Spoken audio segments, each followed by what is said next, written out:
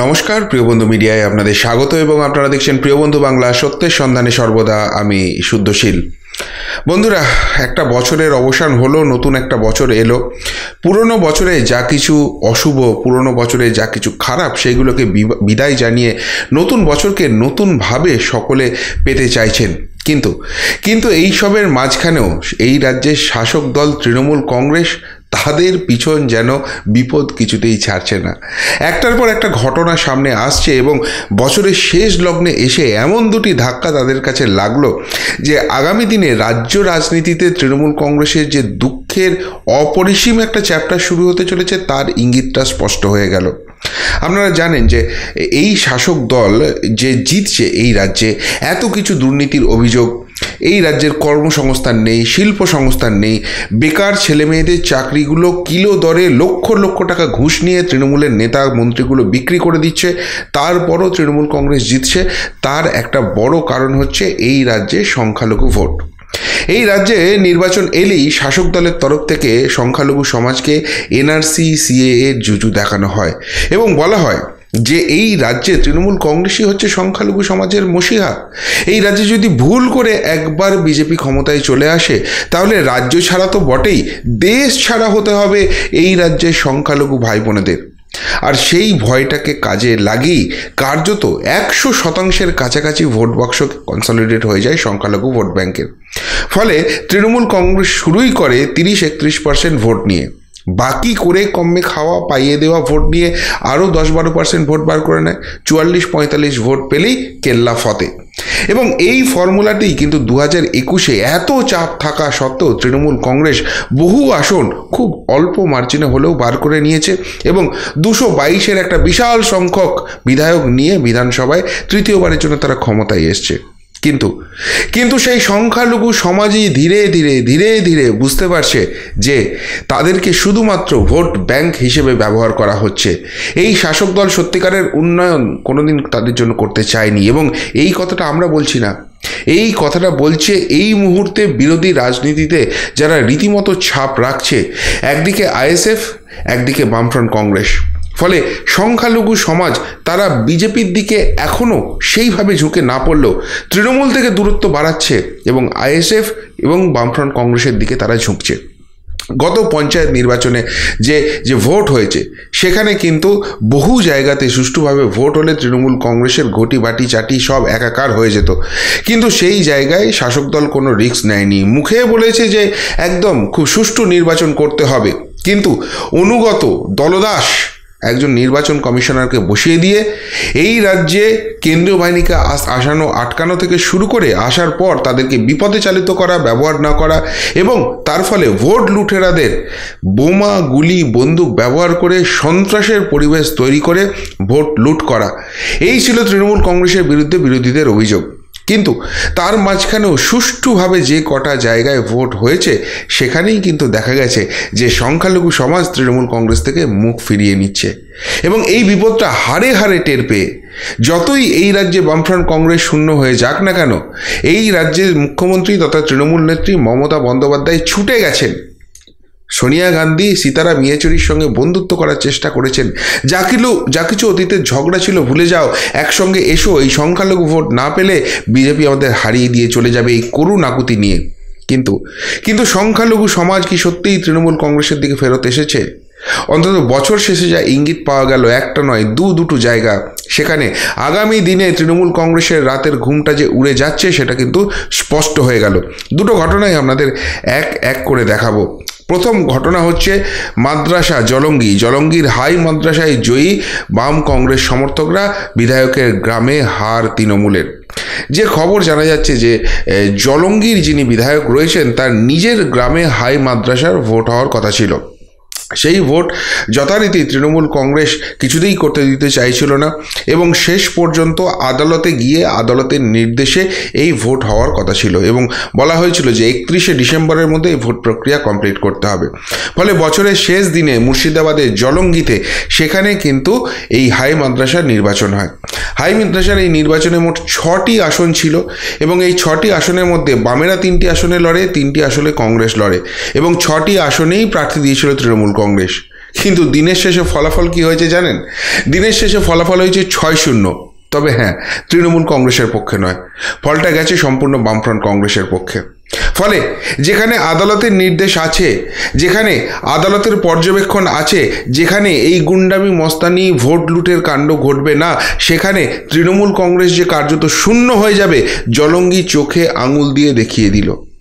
আপনারা জানেন যে 2021-এর যে বিধানসভা নির্বাচন হয়েছিল, সেই নির্বাচনে এই মুর্শিদাবাদ জেলা থেকে 22টির মধ্যে 20টি আসনে জিতেছিল তৃণমূল কংগ্রেস, 2টি আসন পেয়েছিল বিজেপি।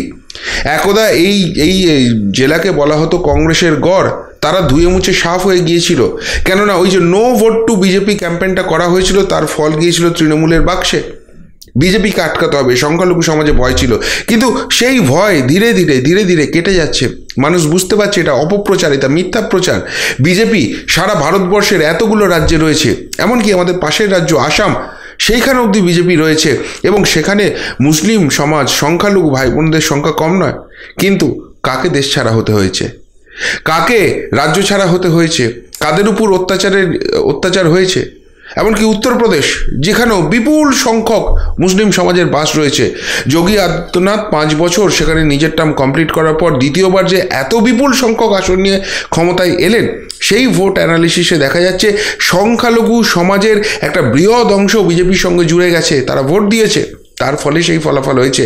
ফলে বিজেপি যে কথাটা বলে, সবকা সাথ, সবকা বিকাশ, সবকা বিশ্বাস, সত্যিই বিজেপি বিভিন্ন রাজ্যে ক্ষমতায় আসার পর, এমনকি কেন্দ্রে প্রায় 10টা বছর ক্ষমতা চালানোর পর সারা ভারতবর্ষে কোথাও কিন্তু জাতিগত দাঙ্গা, ধর্মের ভিত্তিতে দাঙ্গা সেইভাবে দেখা যায়নি। অথচ এই বাংলা, যেখানে তৃণমূল কংগ্রেস বলে তারা নাকি মসিহা সংখ্যালঘু সমাজের জন্য, সেখানে কিন্তু একের পর এক ঘটনা দেখা যায়। সেখানে এনআইএ ঢোকে, সেখানে বোমা বারুদের গন্ধ সবসময় শোকা যায়। ফলে সংখ্যালঘু সমাজও বুঝছে যে এই তৃণমূল কংগ্রেস কিন্তু তাদেরকে শুধুমাত্র ভোট ব্যাংক হিসেবেই ব্যবহার করছে, তাদের প্রকৃত উন্নয়নের কথা ভাবছে না। ফলে বিকল্প রাজনীতির দিকে তারা ঝুঁকছে, তৃণমূল কংগ্রেসের বিরুদ্ধে তারা ভোট দিতে চাইছে, কিন্তু সেই ভোটটা হয়তো বিজেপির বাক্সে যাচ্ছে না, সেই ভোটটা যাচ্ছে কংগ্রেস বা বামফ্রন্টের বাক্সে। তবে শুধুমাত্র জলঙ্গি নয়, আপনাদের আরেকটা ইনসিডেন্ট দেখাবো, যে ইনসিডেন্টটা আরও বড় মাথা ঘুরে যেতে পারে। কেননা এই জলঙ্গির ইনসিডেন্ট হয়তো আপনারা বলবেন কোনো বিক্ষিপ্ত ঘটনা, এক জায়গায় হয়ে যেতেই পারে।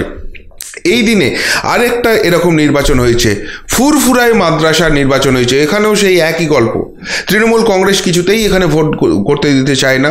শেষ পর্যন্ত আদালতে যাওয়া এবং আদালতে গিয়ে আদালতের নির্দেশে সেই জলঙ্গির মতো একই 31শে ডিসেম্বরের মধ্যে এখানে ভোট করতে হবে। এবং আদালতের পর্যবেক্ষণে যখন ভোট হলো, যেখানে ভোট লুটের কোনো গন্ধ নেই, যেখানে ভোট লুটেরাদের আশেপাশেও ঘেঁচতে দেওয়া হয়নি, সেখানে দিনের শেষে ফলাফল কি হলো? আবারও 6-0। এবার 6-0টা গেল তৃণমূলের বিপক্ষে, এবং বামফ্রন্ট কংগ্রেস নয়, এখানে আইএসএফ সমর্থিত যারা প্রার্থী ছিলেন তাদেরকে জয়ী করলেন এখানকার যারা অভিভাবক আছেন। এবার দুটো কারণে এটা খুব সিগনিফিক্যান্ট। 1 নম্বর হচ্ছে যে সংখ্যালঘু ভোট যেখানে হচ্ছে, সেই সংখ্যালঘু সমাজের ভোটে তৃণমূল কংগ্রেস যে ব্রাত্য, এবং ব্রাত্য মানে তাদেরকে কার্যত শূন্য করে দেওয়া হচ্ছে। দুটো জায়গা, একটা হুগলি, একটা মুর্শিদাবাদ, দুটো জায়গার মধ্যে অনেকটা ডিস্টেন্স রয়েছে, কিন্তু টেন্ডেন্সি, প্রবণতা সেই একই। অর্থাৎ সংখ্যালঘু সমাজ কিন্তু ধীরে ধীরে জাগছে। এই যে তৃণমূল ভোট জেতার জন্য যে একটা ভয়ের পরিবেশ তৈরি করে তাদের মধ্যে বিজেপি জুজু ঢুকিয়ে দিতে চায়, সেইখান থেকে তারা বেরিয়ে আসতে চাইছে। 2 নম্বর কথা, যেখানে সুষ্ঠুভাবে নির্বাচন হয়, যেখানে আদালতের পর্যবেক্ষণ থাকে, যেখানে ভোট লুটেরা ধারে কাছে ঘেঁচতে পারে না, সেইখানে তৃণমূল কংগ্রেসের ফলাফল হচ্ছে বিগ জিরো। অর্থাৎ তারা যে ফুলিয়ে ফাঁপিয়ে দেখায় যে এত কিছুর পরেও মানুষ তাদের সঙ্গে আছে, জনসমর্থন তাদের সঙ্গে আছে, সেটা পুরোটাই ভাঁওতা।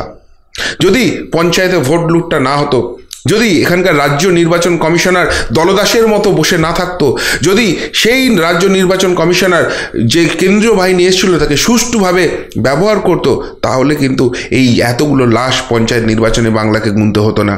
তৃণমূল কংগ্রেস গলা ফাটিয়ে অনেক কিছু করে ডিফেন্ড করতে পারে, কিন্তু একটা জিনিস দেখা যাচ্ছে, যদি ভোট লোটানোটা আটকানো যায়, যদি সত্যি আদালতের পর্যবেক্ষণ থাকে, যদি কড়া কেন্দ্রীয় পর্যবেক্ষণ থাকে, তাহলে কিন্তু তৃণমূলের কাছে আর ভোটে জেতা এতটাও সহজ নয়, এবং সেটা তাদের গড় হিসেবে পরিচিত সংখ্যালঘু সমাজের ভোট যেখানে হচ্ছে সেখানেও নয়।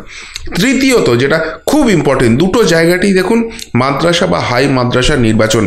অর্থাৎ সংখ্যালঘু সমাজের মধ্যে যেটা শিক্ষিত অংশ রয়েছে, যাদের মধ্যে শিক্ষার আলোটা প্রবেশ করেছে, তারা কিন্তু বুঝতে পারছে এই তৃণমূল আর না, এই তৃণমূলকে আর ভোট দেওয়ার জায়গা নেই। এই তৃণমূলকে ভোট দেওয়া মানে এই রাজ্যে শিল্প সংস্থান হবে না, এই রাজ্যে কর্মসংস্থান হবে না, বেকার ছেলে মেয়েদের ভবিষ্যৎ অন্ধকার হয়ে যাবে, যেদিকে তাকাবে সেদিকে দুর্নীতি, লুট। এই তৃণমূল মানে পার্থ চট্টোপাধ্যায়, এই তৃণমূল মানে জ্যোতিপ্রিয় মল্লিক, কেষ্ট মল্লিক, জীবনকৃষ্ণ সাহা, মানিক ভট্টাচার্য, যারা শুধু পশ্চিমবঙ্গটাকে লুটে গেছে। সেটা চাকরি চুরি হোক, সেটা কয়লা চুরি হোক, সেটা গরু চুরি হোক, সেটা গরিবের পেটে লাথ মেরে রেশন চুরি হোক, এই তৃণমূল এই কাজটাই করে গেছে।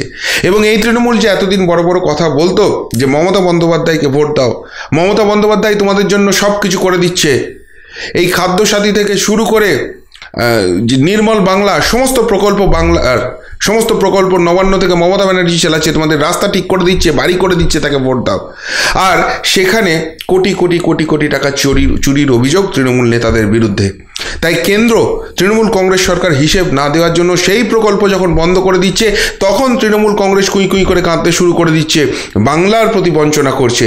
কিন্তু সাধারণ মানুষ তারা কিন্তু বুঝতে শুরু করে দিয়েছে যে চুরি করছো, হিসেব দিচ্ছ না, তাই কেন্দ্র সরকার তোমাদের জন্য টাকাটা বন্ধ করে দিচ্ছে। এটা কোনো রাজনৈতিক প্রতিহিংসা নয়। আর নিজেদের রাজনৈতিক স্বার্থ চরিতার্থ করতে কেন্দ্রের সঙ্গে যে ঝগড়া করছো, তাতে আলটিমেটলি বাংলা এবং বাঙালি ক্ষতিগ্রস্ত হচ্ছে। ফলে সাধারণ মানুষ কিন্তু ভয়ঙ্করভাবে জাগছে, বিশেষ করে সংখ্যালঘু সমাজ, তারা কিন্তু ভয়ঙ্করভাবে জাগছে। আর তাই আগামী লোকসভা নির্বাচনে যেখানে তৃণমূল কংগ্রেস নিজেদের আসন শিওর শট ধরে রাখছিল যে এইখান থেকে আমরা জিতবই, আমাদের কেউ হারাতে পারবে না, সেই জায়গার আসনও এবার নড়বড়ে লাগতে শুরু করেছে। আর এই সংখ্যালঘু সমাজের ভোট যদি বেশি নয় 4 to 5% স্লিপ করে যায় না তৃণমূলের বাক্স থেকে, বহু আসনে ধরাশায়ী হয়ে যেতে হবে। এবং তৃণমূল কংগ্রেস যদি ডাবল ডিজিট দেখে 10টা সিটও পায় এই বাংলা থেকে, তখন সেটাই আশ্চর্যের ব্যাপার হয়ে যাবে। 42 তো অনেক দূর, তাদের নেত্রী মমতা বন্দ্যোপাধ্যায়কে প্রধানমন্ত্রী করার স্বপ্ন তো অনেক দূর। ফলে সংখ্যালঘু সমাজ এই যে জাগছে, এবং যেখানে শিক্ষার হার বেশি, যেখানে শিক্ষিত সমাজের ভোট হচ্ছে, যেখানে আদালতের পর্যবেক্ষণে ভোট হচ্ছে, সেখানে তৃণমূলের শুধু হার হচ্ছে তাই নয়, তৃণমূল গোল্লা পাচ্ছে, শূন্য পাচ্ছে। এর আগে বাইরের রাজ্যগুলো যেখানে তৃণমূল অনেক স্বপ্ন নিয়ে রাজনীতি করতে গিয়েছিল, গোয়া, ত্রিপুরা, মেঘালয়, সব জায়গায় এত বড় বড় গোল্লা দিয়ে তৃণমূল কংগ্রেসকে সেখানকার মানুষ বাড়ি পাঠিয়ে দিয়েছে। যাও বাংলাকে লটকে যাও, এখানে তোমাদের কোনো ঠাঁই নাই। আর এবার বাংলার যেটা তাদের ডিভিডেন্ড ভোট ব্যাংক বলা হয়, সেই সংখ্যালঘু সমাজ এইভাবে বারবার গোল্লা দিয়ে তাদেরকে যখন পাঠিয়ে দিচ্ছে, তখন আগামী লোকসভা নির্বাচনে এই দলটার ভরাডুবিটা যে কোন পর্যায়ে হবে সেই নিয়ে কিন্তু এখন থেকেই চর্চা শুরু হয়ে গেছে।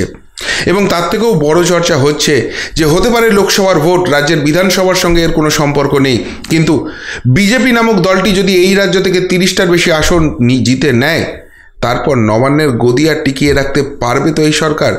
আর নবান্নের গদি যদি একবার চলে যায়, প্রশাসন, পুলিশ যদি হাত থেকে বেরিয়ে যায়, তাহলে ওই যাদেরকে বাঘ দেখতে লাগছিল তাদের বিড়াল হতে বেশি সময় লাগে না, যেমন এখন তিহার জেলের মাটিতে গড়াগড়ি দেওয়া অনুব্রত মণ্ডলকে লাগে। তাই অনেকেরই মাথার ঘুম চলে গেছে, কপালে ভাঁজ জমছে। কিন্তু আর কি সংখ্যালঘু সমাজকে সিএ, এনআরসির জুজু দেখিয়ে ভোটটা কনসলিডেট করা যাবে? আর যদি 4 থেকে 5% ভোট কনসলিডেট করে, যার ইঙ্গিত ক্রমশ স্পষ্ট হচ্ছে, অন্তত এই মাদ্রাসা, হাই মাদ্রাসার নির্বাচনগুলো সেইগুলি ইঙ্গিত দিয়ে যাচ্ছে, তারপর নবান্নের গদিটা টিকিয়ে রাখতে পারবে ঘাসফুল শিবির? বছরের প্রথম দিনেই কিন্তু সেই প্রশ্নটা জোরদার করে উঠে গেল। আপনাদের কি মনে হচ্ছে সত্যিই সংখ্যালঘু সমাজ মুখ ফেরাতে শুরু করেছে? আর এই প্রবণতা কি লোকসভা অবধি কন্টিনিউ করবে? আর তাতে কি তৃণমূলে সত্যিই ভরাডুবি হবে? উত্তরটা অবশ্যই কমেন্ট বক্সে কমেন্ট করে জানাবেন। এমনকার মতো এখানেই শেষ করলাম, ফেরত আসছি নতুন প্রতিবেদন নিয়ে খুব তাড়াতাড়ি। ভালো থাকবেন, সাথে থাকবেন, পাশে থাকবেন। নমস্কার।